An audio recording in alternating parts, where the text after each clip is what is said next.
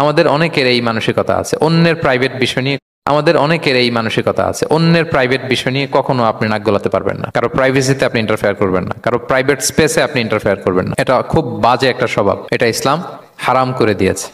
আমাদের অনেকের মধ্যে আছে খুঁটে খুঁটে, ভাই এটা কি ওইটা কি করছেন, সরকারি চাকরি না প্রাইভেট চাকরি, বেতন কত, বয়স কত, ওইটা কত ওইটা কত, হাবি যাবি, এটা তার ইটস নট হিজ বিজনেস। তারপর মানুষ খুঁচিয়ে খুঁচিয়ে নিঃসন্তান দম্পতি আমি দেখেছি, তাদেরকে পেলে অনেকে, ভাই কি সমস্যা, কয় বছর হইল, বাচ্চা নিচ্ছেন না কেন, কবে হবে, কার সমস্যা, আপনার সমস্যা না ভাবির সমস্যা, বেটা তোর কি সমস্যা ওইটা বল।